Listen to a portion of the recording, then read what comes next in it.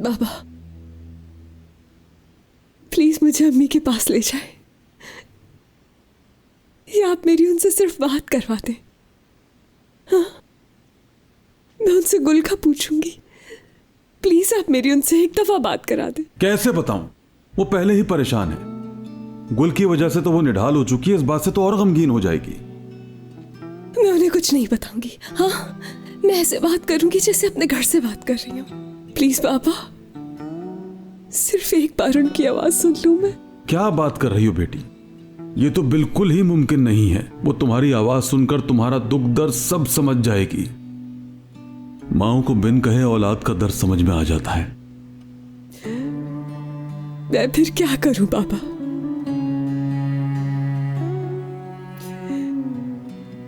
सिर्फ एक दफा उनकी आवाज सुनना चाहती हूं मैं। ऐसे कैसे जीऊंगी बाबा?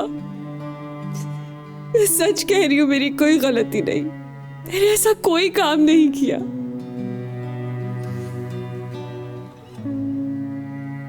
बेटी बताओ मुझे, उसने तुमसे क्या कहा था?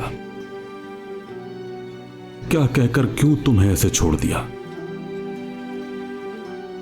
रेहान, जाकर अपने घर वालों से पूछो।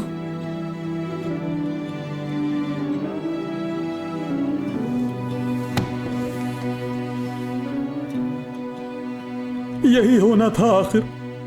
बेटियों का कसूर हमेशा उनके बाप से ही पूछा जाता है।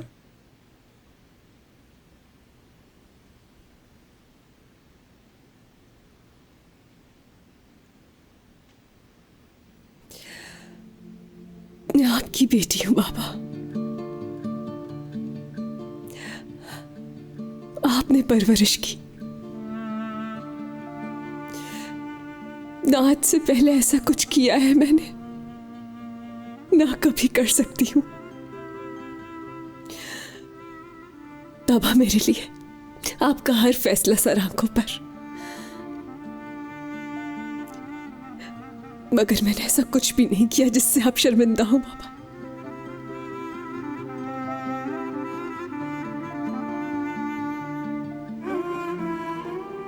ठीक कह रही हो तुम। तुम्हारी परवरिश मैंने की है, मैं जानता हूं ये बात।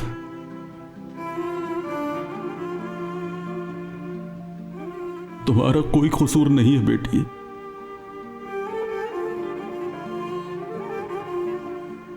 लेकिन एक शख्स जिसके साथ तुम्हारी शादी हुई हो, वो पहले ही दिन शादी के जोड़े में तुम्हें शहर के बीचों बीच कैसे छोड़ सकता है?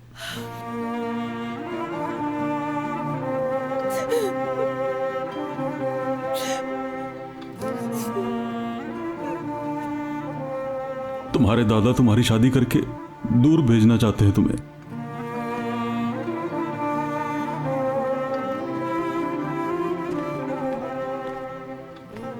ऐसा मत करें। यहां से गई तो दादा मुझे वापस नहीं आने देंगे यहां। आप लोगों के बगैर कैसे जिंदा रहूंगी? जिंदा तो रहोगे तुम। हम तुम्हारे पास आ जाया करेंगे, तुम्हें किसी भी किस्म की परेशानी नहीं होने देंगे। मैं तुम्हें मौत से बचाने के लिए शादी पर राजी हुआ हूं। मैं सिर्फ ये चाहता हूं कि मेरी बेटी जिंदा तो रहे मेरे सामने। एक तरफ गुल है, दूसरी तरफ तुमसे दूरी। ओ खुदा, क्या करूं मैं अब? क्या खता हो गई मुझसे? क्यों मेरा इम्तिहान मेरी बेटियों की जिंदगियों से लिया जा रहा है? मैं सच कह रही हूं, मैंने ऐसा कुछ नहीं किया, कुछ भी गलत नहीं किया। पता नहीं किस जुर्म की सजा मिल रही है मुझे बाबा। तुम ही बताओ, तुम्हें मौत से कैसे बचाऊं मैं?